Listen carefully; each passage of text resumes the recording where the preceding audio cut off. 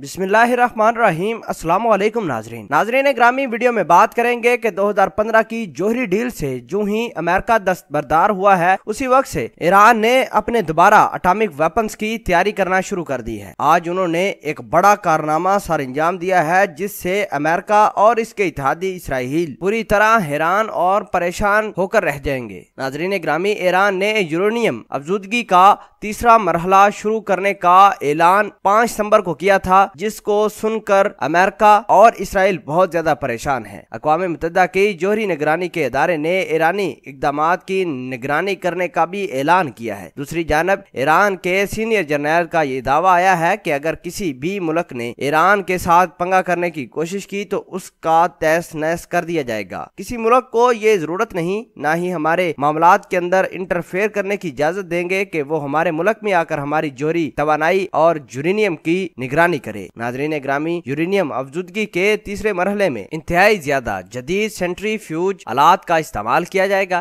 ये बात ईरानी इदारे के तर्जमान ने 7 सितंबर को एक प्रेस ब्रीफिंग में बताई थी। आपको ये बताते चलें कि ईरानी हुकूमत बतरीज सन 2015 की जोहरी डील से दस्तबरदारी अख्तियार करती हुई जा रही है और पूरी दुनिया इससे परेशान है। पहले ये डील अमेरिका ने कैंसिल की थी, फिर ईरान ने तमाम के तमाम शराइत को मानने से इनकार किया और अपने दोबारा जोहरी प्रोग्राम को जारी और उससे मुकम्मल इस्तिफादा हासिल करने का ऐलान किया था। इन्होंने यूरेनियम की पैदावार को डबल किया था और जिसकी वजह से पूरी दुनिया परेशान थी। आपको ये बताते चलें कि जुमेरात 5 सितंबर को ईरानी सदर हसन रूहानी ने भी ये कहा था कि यूरेनियम अफजूदगी का दर्जा बढ़ाने के हवाले से मुआहदे पर अब भी कायम है। अगर कोई भी मुल्क हमारी मदद के लिए आता है या हमारे से बातचीत करता है तो हम उससे ताउन करेंगे। अगर 2 महीनों के अंदर अंदर कोई भी मुल्क हमारी जो मसाइल और उनका हल नहीं निकालता, अमेरिका ने जो ईरान पर मुआशी पाबंदियां लगाई हैं, अगर वो नहीं उठाता तो हम कुछ और करेंगे। नाजरीन ग्रामी, आपको ये आगाह करते चलें कि पहले ही इन्होंने अमेरिका के लिए आबनाए हरमज बंद कर रखी है और अमेरिका का तेल आबनाए हरमज से पास नहीं हो रहा, जिससे अमेरिका को बड़ी तकलीफ है। और इन्होंने अपने फौजी जहाज बहरी बेड़े आबनाए हरमज के पास लाकर खड़े किए थे कि ईरान को नुकसान पहुंचाएंगे। उल्टा यही नुकसान खाते रहे और अभी तक ईरान का